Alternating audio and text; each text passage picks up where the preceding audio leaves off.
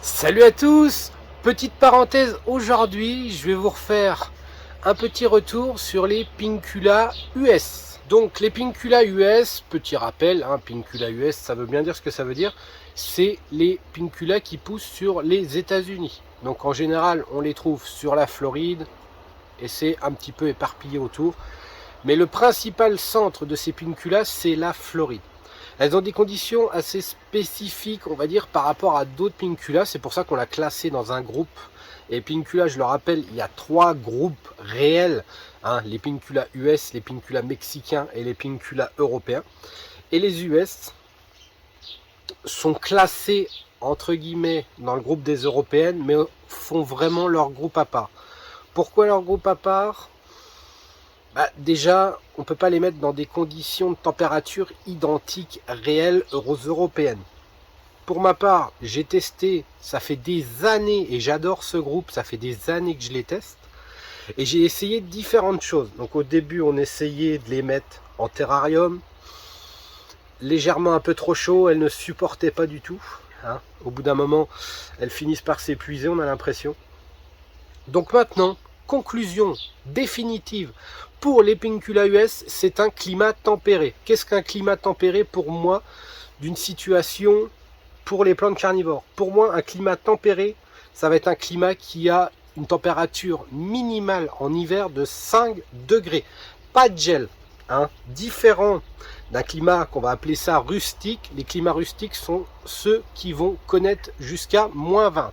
Ici, on est sur un climat tempéré, on est en serre. Température maintenue hors gel grâce à un chauffage. C'est pas, on se dit pas c'est maintenu hors gel parce qu'on est dans une serre. S'il fait moins 10 dehors, dans la serre il fera moins 8. C'est automatique. Donc température minimale contrôlée par chauffage par 5 degrés. Pour moi c'est le top pour ces plantes là. Les Pincula US peuvent connaître des gelées, mais il faudra que ça remonte en journée obligatoirement pour supporter. Les Pincula US, il n'y en a pas beaucoup d'espèces. Dans le groupe US, nous avons les plus connus. Donc Primuliflora qui est hyper répandue dans les collections. On a Planifolia, c'est une des plus belles Pincula qui existent, avec un feuillage rouge feu et qu'on trouve aussi assez régulièrement maintenant. Et on va dire dans les choses un petit peu plus délicates, nous avons Caerulea, Lutea, Ionanta et Pumila. Attention, Pumila par contre elle fait partie des groupes annuels, c'est une plante annuelle qu'il faudra ressemer régulièrement. Donc pour les Pincula US, voilà un peu le climat. Et on va dire tempéré, c'est surtout pour l'hiver. L'hiver minimum 5 degrés, le reste de température on ne s'occupe pas. Pour les maintenir correctement, pour ma part, c'est plein soleil. Si elles sont pas en plein soleil, on voit qu'elles n'ont pas leur couleur vraiment top. Surtout sur Planifolia, elle n'atteindra pas un rouge extrême. Vous les voyez bien, elles sont juste là. Donc c'est une installation spécifique pour elles. Elles sont au milieu des Sarracenia. Et ces plantes-là ont besoin de conditions particulières au niveau de l'arrosage. Primuliflora et Planifolia sont vraiment les deux principaux où il faudra complètement immerger le pot et la plante à peine dans l'eau. La plante quasiment presque noyée avec. Pourquoi on fait ces conditions-là? Alors, pour Primuliflora, c'est parce que déjà, in situ, on ne la trouve que comme ça. Pile poil quasiment en général sur la bordure de petites rivières ou d'étangs. Elle est vraiment sur la limite entre l'eau et la rive, ça pousse que là, et ça poussera pas un mètre plus haut où théoriquement c'est plus sec, vraiment à ras de l'eau. Planifolia, c'est pareil, quasiment une plante qui vit quasiment sous l'eau. Si vous essayez de la cultiver hors de ces conditions là, en général c'est une plante qui va, si elle attrape, et elle l'attrapera, c'est obligatoire en conditions trop sèches, elle attrape un champignon racinaire qui ne se provoque pas du tout en milieu, on va dire, aquatique, quasiment immergé. Donc ce champignon ne peut pas se développer sous l'eau. C'est pour ça qu'on utilise beaucoup cette solution-là. Et du coup, si vous attrapez le champignon sur les racines de Planifolia, c'est 48 heures et la plante est terminée, c'est terminé. Donc là, on a différentes primuliflora. Donc si on rentre dans les détails, on a primuliflora, primuliflora rose, on appelle ça, c'est une plante qui fait une fleur double. Et devant, j'ai primuliflora qui fait des fleurs blanches. Alors c'est pas réellement du blanc, hein. Pour moi c'est plus clair que sa couleur initiale, mais c'est pas du blanc pur.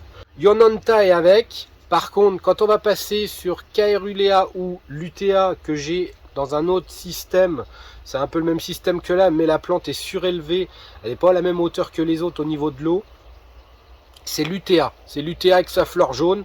De toute façon, c'est la seule des pignes qui fleurit jaune, hormis avec Pumila aussi du même groupe.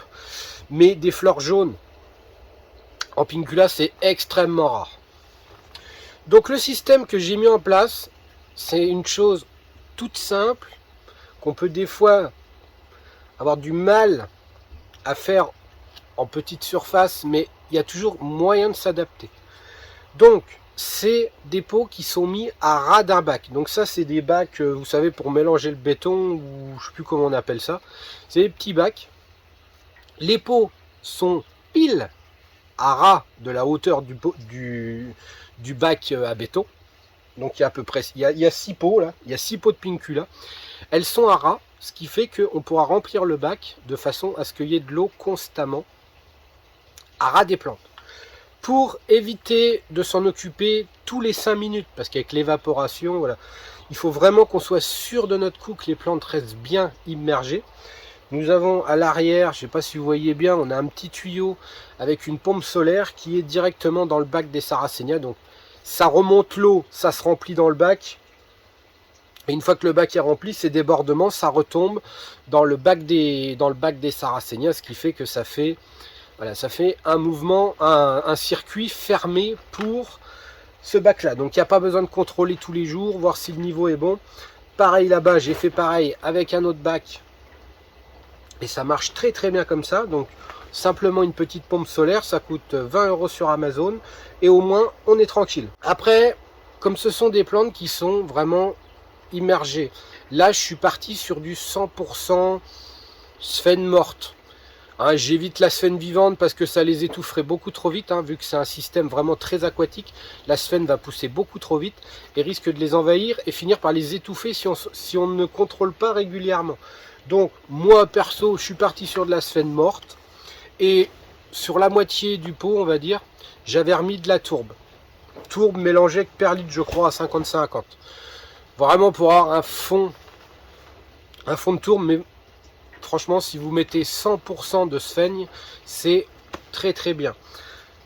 Ce qu'il faut faire très attention quand on va créer ce pot et mettre son système en route. N'ayez pas peur de mettre des cailloux. Alors moi, j'ai refait le pot des Planifolia qui est ici.